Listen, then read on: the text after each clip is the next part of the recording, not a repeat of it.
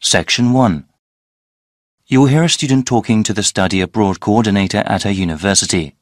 First, you have some time to look at questions 1 to 4.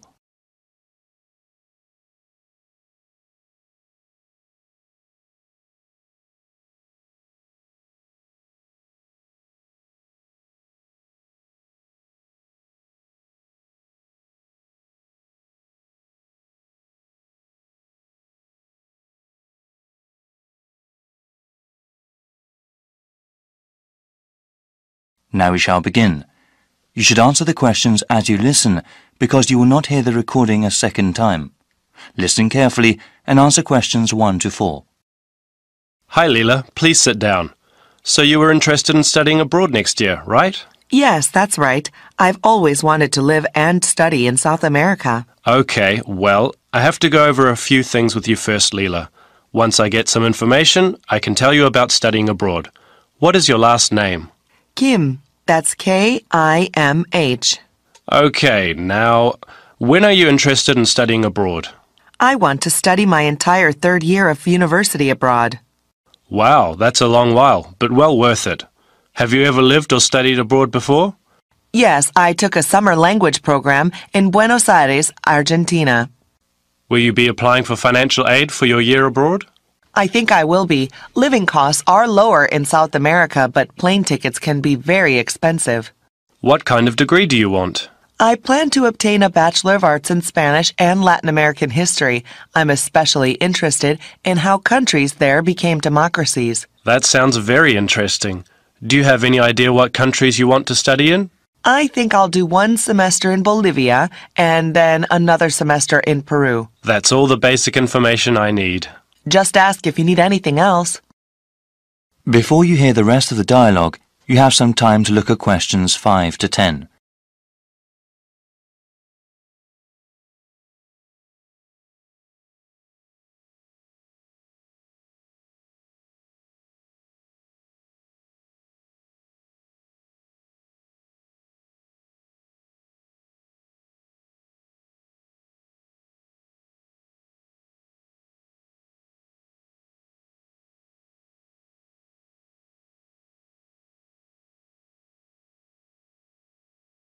Now listen and answer questions 5 to 10. Now, Leela, there are some things I have to explain to you about going abroad for a year. You know that it can be difficult at times. Yes, actually, I had a friend who went to China for just a semester. She said the language barrier was quite a problem. Actually, not only is there a language barrier, there are also cultural differences that can make living or studying in another country very difficult. You mentioned going abroad before, but over the course of a year, some people can experience severe loneliness.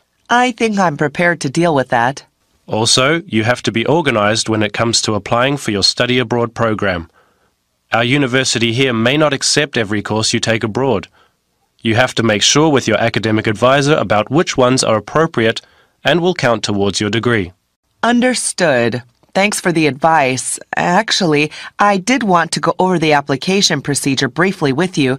I read it on the website, but... Yes, it can be slightly confusing.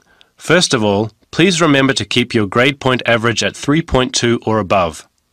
There are high standards for those sponsored by the school to study in another country. Once you have declared your major, you can begin your research into which programs you want to go to. After filling out the appropriate application, you will submit them to the Office of Study Abroad. After they review your materials, you will be informed about whether or not you can study abroad under the university's name. You will also be informed about how much financial aid you will receive. Sounds slightly daunting. Well, from what I have seen, I don't think you need to worry. Okay then, I'll print the forms from the online website now and get started.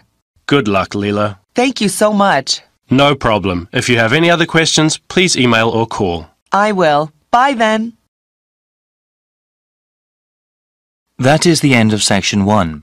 You now have half a minute to check your answers.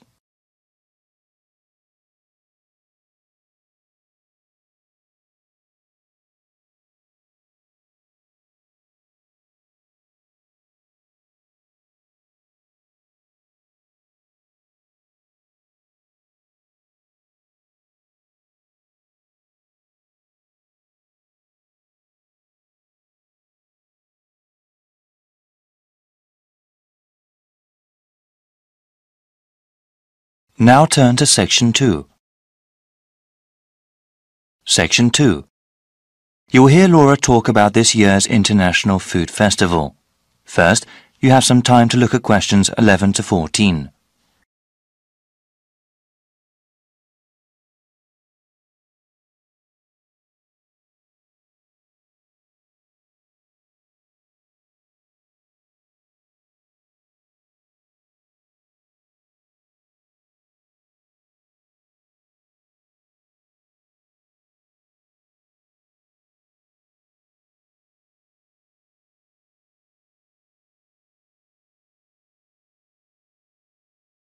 Now listen to the first part of the talk and answer questions 11 to 14. Good morning, everyone. Today we have a special guest speaker. Laura Lanthor is director of the International Food Festival this year. Laura, can you tell us about what to expect at the festival? Of course, Vincent. This spring, people in the city can go to the 7th Annual International Food Festival. This is a special event for the whole family. I do have to tell you, though, we are holding it at a different date than before. Easter is exceptionally early this year, and if the festival were held as usual, it would have fallen on the same weekend. This year, the festival will be held on the first week of April, before Easter. The festival will be held at the Walker Field grounds and will be divided into 4 main areas. There will be a Western food area with authentic representations of European cuisine. There will also be an East Asian section with chefs and products from Japan, Korea, and China. A South Asian section will have food from India, Vietnam, Thailand, and Indonesia. For the first time this year, we will also have a Latin American section where people can try things from Mexico, various Caribbean countries, and South America. There will also be special booths where people can learn about all these cuisines. This year, we are expanding the cooking workshop and demonstration portion of the festival. Attendees last year really seemed to like learning about food and having a hands-on experience. Before you hear the rest of the talk, you have some time to look at questions 15 to 20.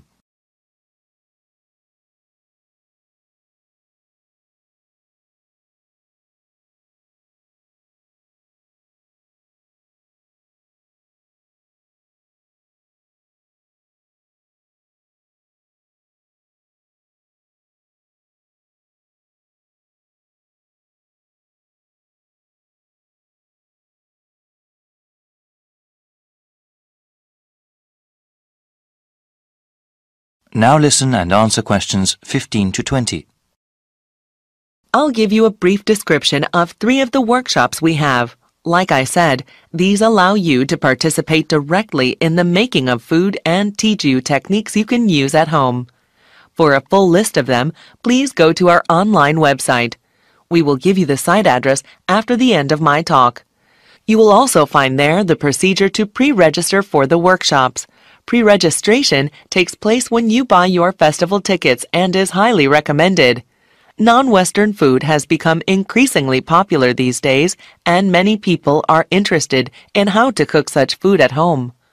Such cuisines use a variety of different spices, ones that aspiring cooks might not be familiar with. Therefore, our world tour of spices is a good introduction to the flavor profiles of other cuisines. I would recommend it for adults who want to seriously learn about cooking. Small children might not take to the more exotic spices. One workshop that is meant for children is Candy Adventures.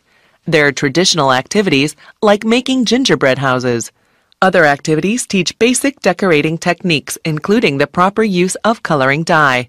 Kids can also learn how to make flowers and other objects out of cake frosting.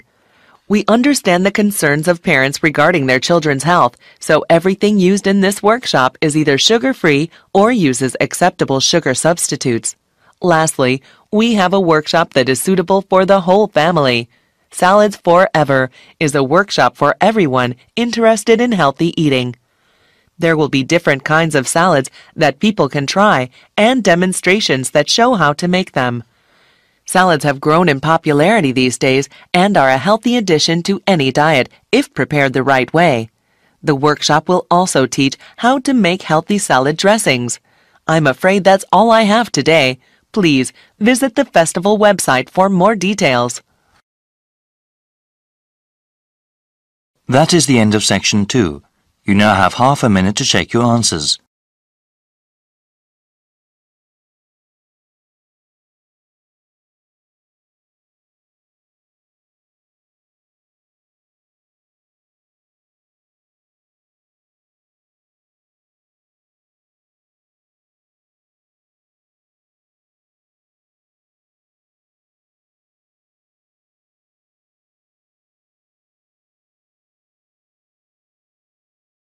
Now turn to section 3. Section 3. You will hear a conversation in a continuing education institute's office. First, you have some time to look at questions 21 to 25.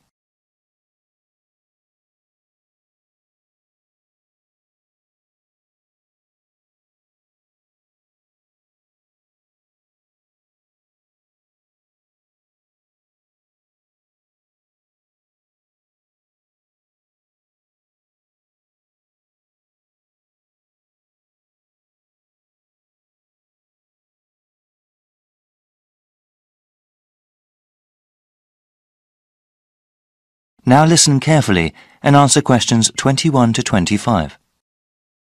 Welcome. My name is Jeremy Holtz. Hello, Jeremy. I was told to come to this office and ask about your continuing education program. I'm interested in taking classes and want to know more about the program. Certainly. We have several different programs depending on your education goals and on what you are doing now. For example, we have continuing education programs for those who want to finish a degree or start a new one, and we also have a program for working adults. Well, I'm working part-time now and I'm interested in completing a degree in business administration. I am working at a hospital, you see, but I want to change my job, either work in hospital management or have my own business. Okay, that sounds great. Many students in our program want to advance in their current careers or even change them.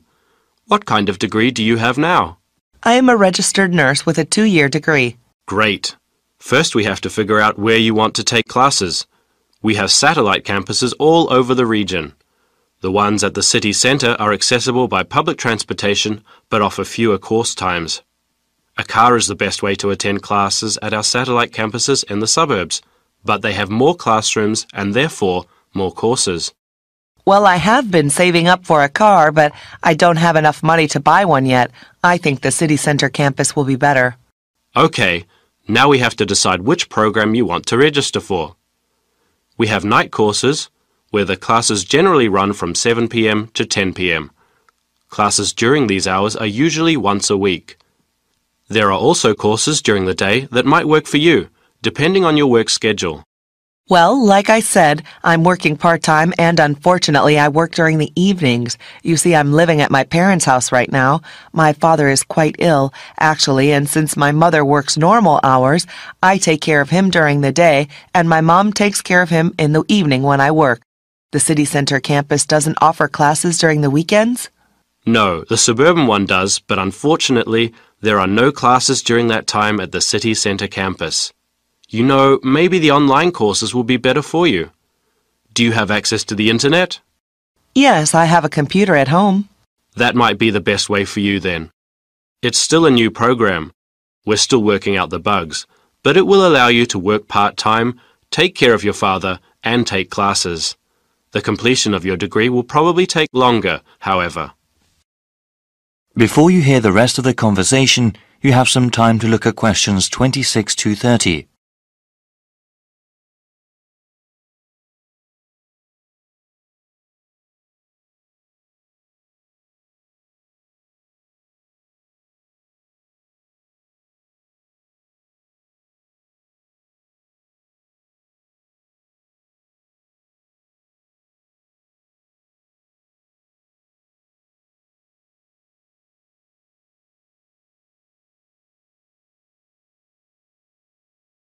Now listen and answer questions 26 to 30.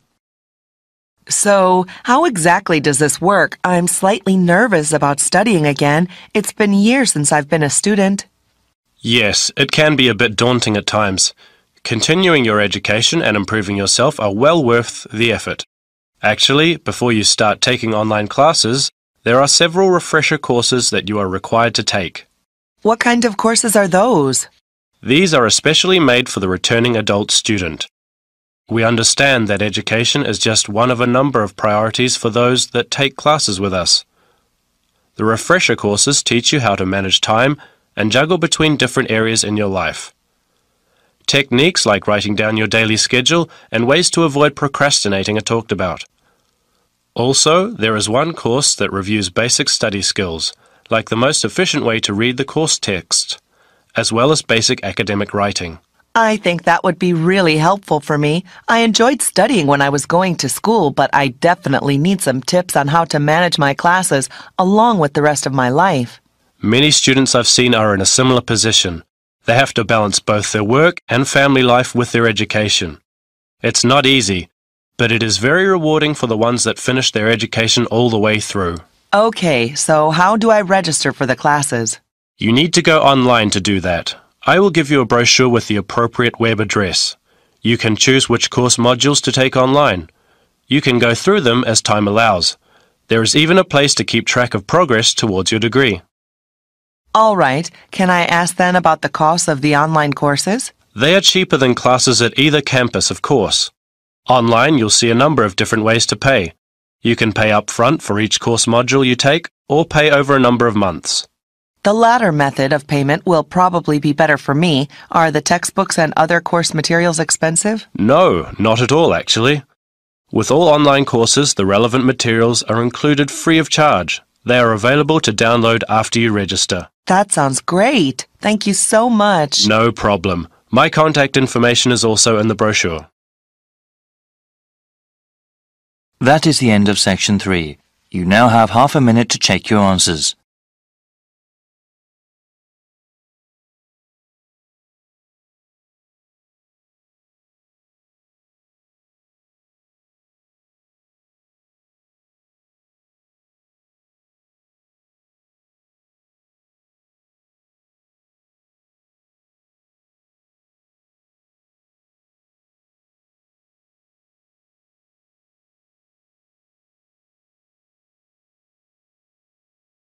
Turn to section 4. Section 4.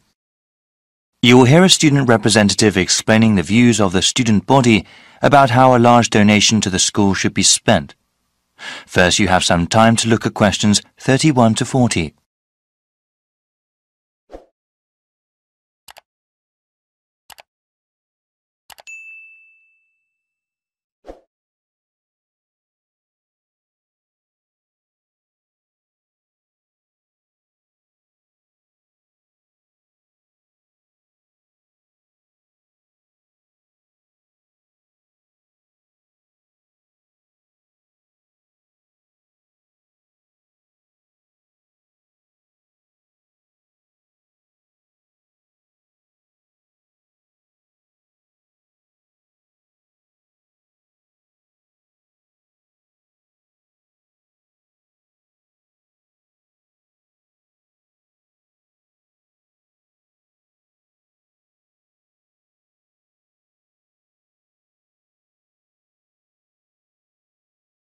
Now listen carefully and answer questions 31 to 40. Thank you, Mr. Chairman, for asking the student body about the recent large donation to our school and what it should be spent on. Also, thank you to the rest of the Board of Trustees for letting us have some say over how to improve our university. We know that sometimes students and administration have different priorities regarding the development of the school, but we hope you sincerely consider some of the ideas that are proposed. When the estate of Paul A. Modrib announced that he had left over $50 million to the school, the whole community was quite ecstatic and very grateful for such a generous gift.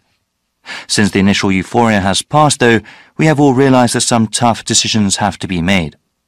The donation can help fund new projects for the school or improve existing facilities and programs. But there is not enough money to pay for every single idea.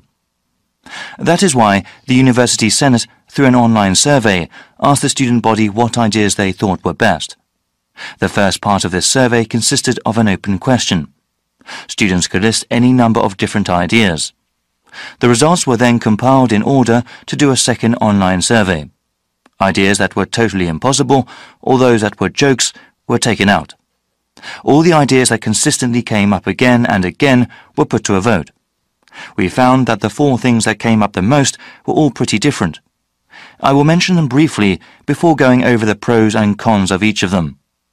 In the first part of the survey, we saw over and over again that students wanted to improve the residential dormitories, completely redo the campus dining system, remodel the athletics building, and finally increase funding for research projects and grants, especially for those in science. Obviously, there is not enough money from the donation to pay for all those ideas, so we have to prioritize.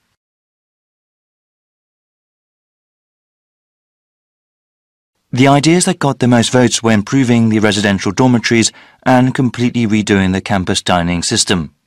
They both got 30% and 28% respectively of students saying that was what most of the money should be spent on.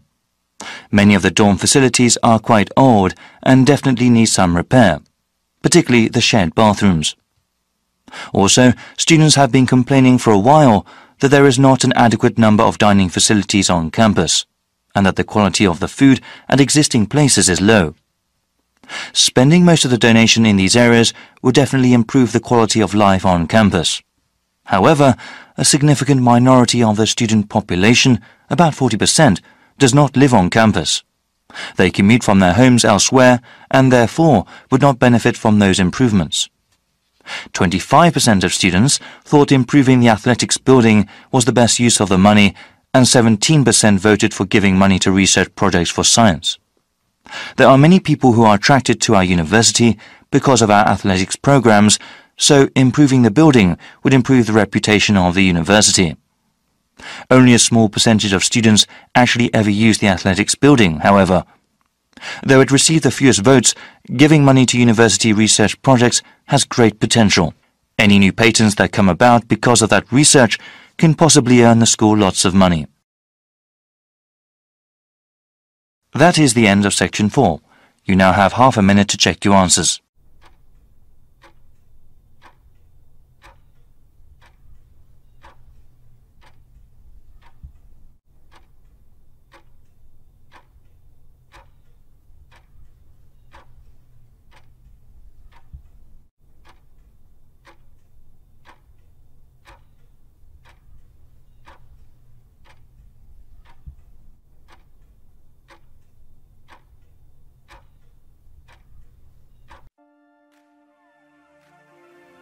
That is the end of the listening test. In the IELTS test, you would now have 10 minutes to transfer your answers to the answer sheet.